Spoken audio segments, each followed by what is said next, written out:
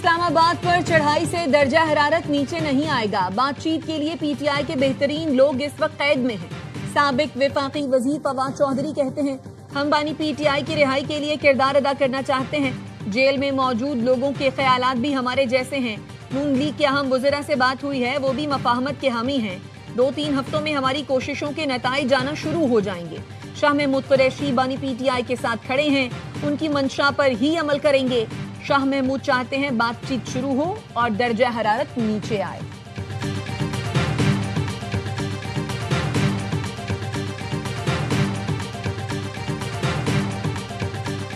وزیر اعظم صاحب نے بڑی اچھی بات کی ہے کہ انہوں نے اس بات چیت کے دروازے کو کھولا ہے۔ پراکسیز کی وار کے ذریعے اس طرح کے معاملات کیے جاتے ہیں، ان کے نتائج اچھے نہیں ہوتے اور ہندوستان کو بھی اس کے کوئی اچھے نتائج نہیں ملیں گے۔ Pakistan is an able state اور پاکستان کی ملٹری بڑی پروفیشنل ہے۔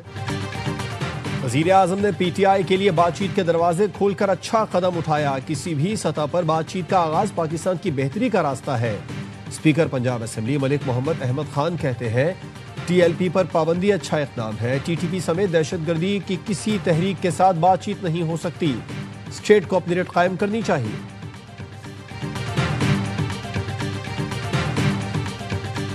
چند دنوں کے اندر ایک جرگہ بلانے جا رہے ہیں جو کہ غالباً 6 یا 7 کو ہے۔ صوبے کے امن کے حوالے سے، صوبے کی سلامتی کے حوالے سے، صوبے کی خوشحالی کے حوالے سے۔ تو میں نے کہا اگر آپ صوبے کی امن کی، خوشحالی کی اور ترقی کی بات کریں گے تو ہم بالکل آئیں گے، اور ہم نے یہ بات کی کہ ہمیں مل کر جو ہے وفاق کے ساتھ جو ہمارے ایشوز ہیں اس کو ٹیک اپ کرنا چاہیے۔ وفاق کے ساتھ کنفرنٹیشن زیادہ نہیں ہونی چاہیے کیونکہ اس صوبے کو وفاق کی سپورٹ کی ضرورت ہے۔ وزیر اعلیٰ سہیل آفریدی نے جرگے میں شرکت کی دعوت دی ہے۔ وزیر اعلیٰ کو چند دن دیں، ان کے اقدامات بتائیں گے وہ کتنے سنجیدہ ہیں۔ گورنر کے پی فیصل کریم کنڈی کہتے ہیں صوبائی حکام کو کہا ہے خیبر پختونخوا کو وفاق کی سپورٹ کی ضرورت ہے۔ وفاق کے ساتھ محاذ آرائی نہیں ہونی چاہیے۔ کشمیر کا فیصلہ کشمیر سے ہوگا، اسلام آباد سے نہیں۔ وزیر اعظم آزاد کشمیر کے نام کا اعلان کشمیر سے ہوگا۔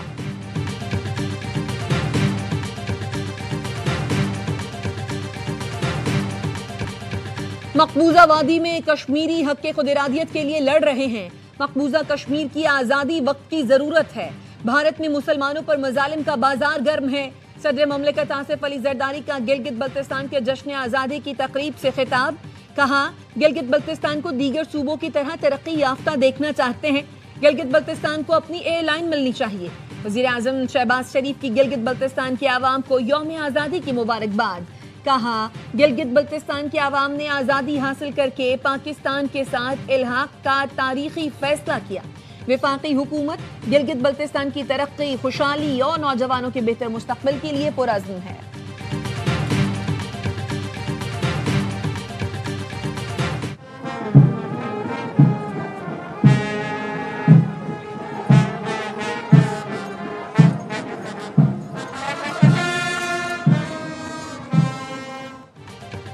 گلگت بلتستان کے 78ویں جشن آزادی کی تقریب مہمان خصوصی صدر مملکت آصف علی زرداری نے پریڈ کا معائنہ کیا۔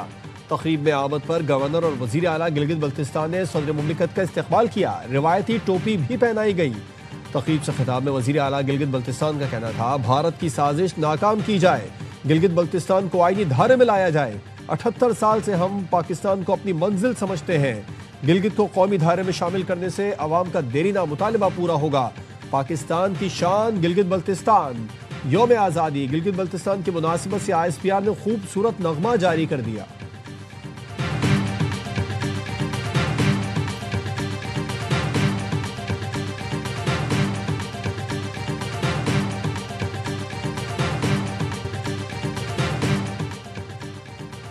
سہیل محمد لغاری registrar supreme court of Pakistan مقرر۔ فخر زمان کو director general reform supreme court تعینات کر دیا گیا۔ ترجمان سپریم کورٹ کے مطابق فخر زمان عدالتی اصلاحات اور پالیسی ڈیولپمنٹ میں 3 دہائیوں کا تجربہ رکھتے ہیں۔ عابد رضوان سیکریٹری سپریم جوڈیشل کونسل تعینات کر دیا گیا۔ تقرریوں کا مقصد ادارہ جاتی اصلاحات اور بہتر سروس ڈیلیوری یقینی بنانا ہے۔ پاکستان میں مقیم غیر قانونی افغان شہریوں کی وطن واپسی کے لیے تورخم بارڈر کھول دیا گیا۔ 20 روز بعد افغان مہاجرین کی واپسی کے لیے بارڈر کھولا گیا ہے۔ تورخم سرحد تجارت اور پیدل آمد و رفت کے لیے بدستور بند رہے گی۔ گزشتہ ماہ پاک افغان کشیدگی کے باعث تورخم بارڈر کو بند کیا گیا تھا۔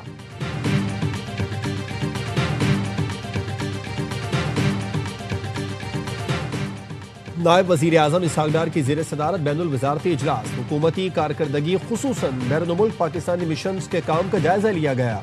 وزیر خارجہ نے پاکستان کے سفارتی کردار کو مزید مؤثر بنانے پر زور دیا، کہا مشنز کی کارکردگی قومی اسٹریٹجک اہداف سے ہم آہنگ ہونی چاہیے۔ ترجمان دفتر خارجہ کا کہنا ہے اجلاس میں وزیر پیٹرولیم، وزیر مملکت برائے ریلوے، چیئرمین قائمہ کمیٹی خارجہ، معاون خصوصی طارق باجوہ، سیکریٹری خارجہ آمنہ بلوچ اور دیگر شریک ہوئے۔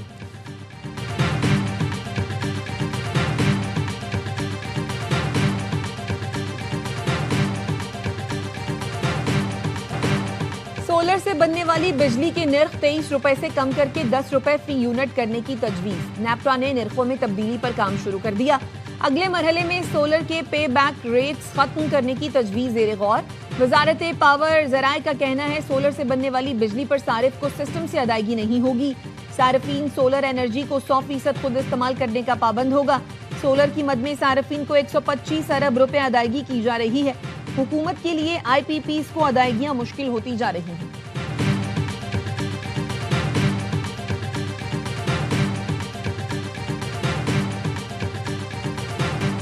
جولائی سے اکتوبر کے دوران ایف بی آر کو 270 ارب روپے کا ریونیو شارٹ فال رہا۔ پہلے 4 ماہ کے دوران 4109 ارب روپے کے ہدف میں ایف بی آر 3840 ارب روپے کا ٹیکس جمع کر سکا۔ ایف بی آر نے 4 ماہ میں 205 ارب روپے کے ریفنڈ بھی جاری کیے۔ اکتوبر کے دوران تقریباً 70 ارب روپے کم ٹیکس جمع ہوا۔ انکم ٹیکس 438 ارب روپے، سیلز ٹیکس 345 ارب، فیڈرل ایکسائز ڈیوٹی 70 ارب، کسٹمز ڈیوٹی کی مد میں 107 ارب روپے ریونیو جمع کیا گیا۔ ذرائع کا کہنا ہے آئی ایم ایف نے ایف بی آر کا ہدف 14,131 ارب روپے سے کم کر کے 13,970 ارب روپے کر دیا۔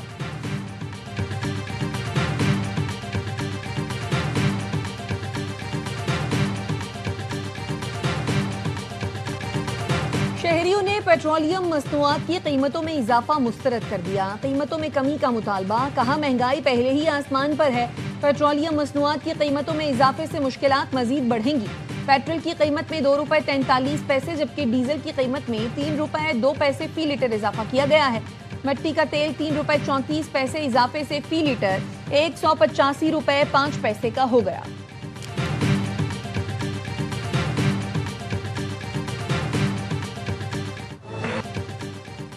پاکستان اور جنوبی افریقہ کے درمیان فیصلہ کن ٹی 20 آج کھیلا جائے گا۔ دوسرے ٹی 20 میں گرین شرٹس کا شاندار کھیل، پروٹیز کو 9 وکٹ سے ہرا دیا۔ 111 رنز کا ہدف 41 گیند پہلے حاصل کر کے سیریز برابر کر دی۔ سائم ایوب کی طوفانی بیٹنگ 38 گیندوں پر ناقابل شکست 71 رنز بنائے، 5 چھکے لگائے۔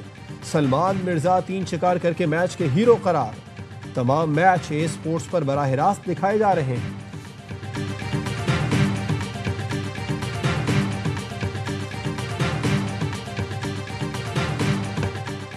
اقوام متحدہ جنرل اسمبلی اجلاس میں پاکستان کا بھارت کو کرارا جواب۔ فرسٹ سیکریٹری سرفراز احمد گوہر نے تقریر میں کہا جموں و کشمیر نہ بھارت کا حصہ تھا، نہ ہے اور نہ ہی کبھی ہوگا۔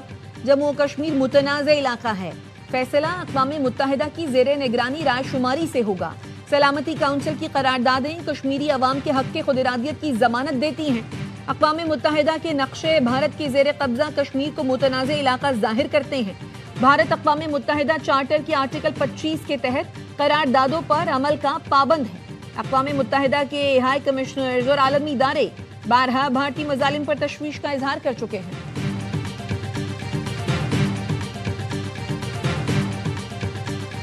Durable peace and respect for human rights cannot be achieved without addressing all situations of foreign occupation and denial of self-determination, including in Palestine and Jammu and Kashmir, where people continue to face oppression and dispossession.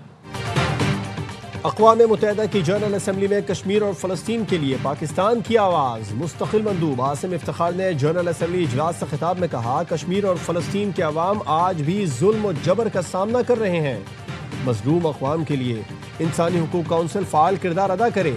Council بلا تفریق مقبوضہ خطوں کے عوام کے حقوق کا تحفظ کرے۔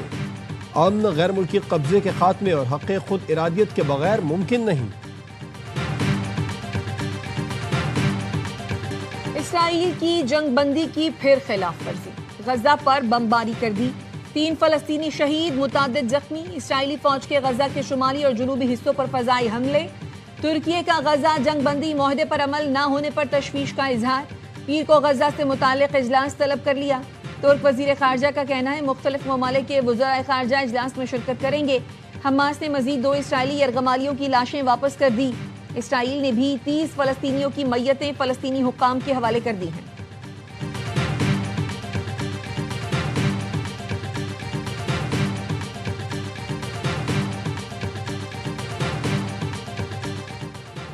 سی ٹی ڈی کے 1 ماہ کے دوران پنجاب کے مختلف شہروں میں 386 آپریشنز، 18 دہشت گرد گرفتار۔ ترجمان سی ٹی ڈی کا کہنا ہے انتہائی خطرناک دہشت گرد تنظیم کے اہم رکن کو بھی گرفتار کیا گیا۔ ملزم پنجاب کے ایک شہر میں دہشت گردی کی پلاننگ مکمل کر چکا تھا۔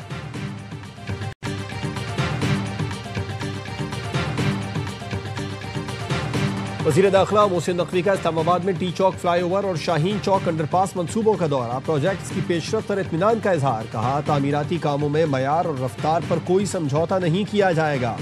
فلائی اوور کی تکمیل سے جی ٹی روڈ سے مسافر سگنل فری اسلام آباد آ سکیں گے۔ یہ منصوبہ شہریوں کے سفری مسائل کے حل میں اہم سنگ میل ثابت ہوگا۔ شہریوں کو ٹریفک مسائل سے نجات دلانا اولین ترجیح ہے۔ منصوبے کو اگلے 30 روز میں مکمل کرنے کے لیے دن رات محنت کی جائے۔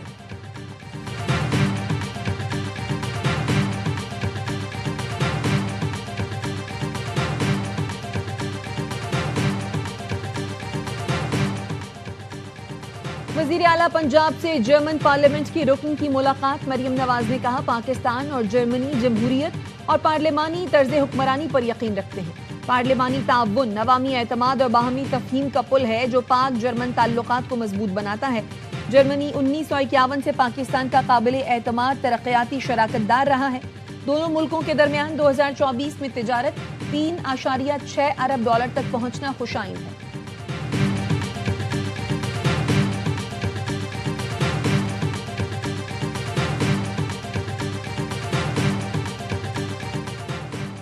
پیپلز پارٹی کا مقصد اقتدار نہیں، عوامی خدمت ہے۔ سندھ حکومت کسی بھی مشکل وقت میں عوام کو تنہا نہیں چھوڑے گی۔ سندھ کے سینئر وزیر شرجیل میمن کی ٹنڈو جام میں حلقے کے عوام سے گفتگو۔ اہل علاقہ نے مسائل اور شکایات سے آگاہ کیا۔ شرجیل میمن نے متعلقہ محکموں کے افسران کو مسائل کے حل کے لیے احکامات جاری کیے۔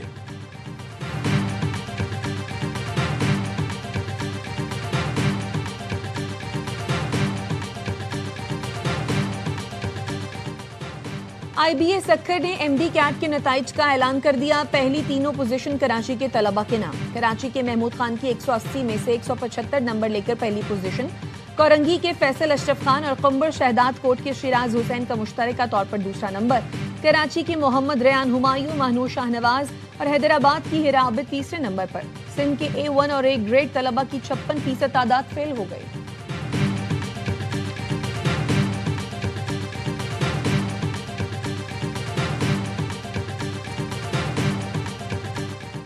پاکستان براڈ کاسٹرز ایسوسی ایشن کے سالانہ جنرل باڈی میٹنگ کا کراچی میں انعقاد۔ دنیا نیوز کے میاں عامر محمود ایسوسی ایشن کے چیئرمین منتخب۔ ARY نیٹ ورک کے صدر اور CEO Salman Iqbal senior vice chairman منتخب ہوئے۔ جیو نیوز کے میر ابراہیم وائس چیئرمین، ڈان نیوز کے شکیل مسعود حسین سیکریٹری جنرل PBA منتخب ہوئے۔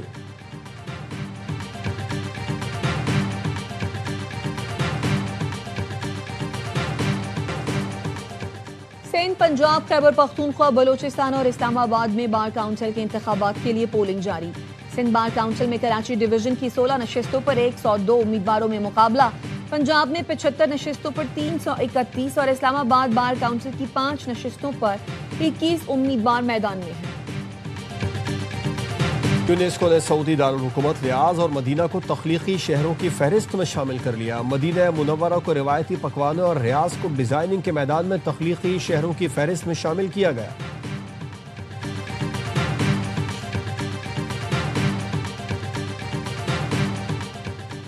بابا گرو نانک کے جنم دن کے لیے کراچی کینٹ اسٹیشن سے خصوصی یاترا ٹرین لاہور روانہ۔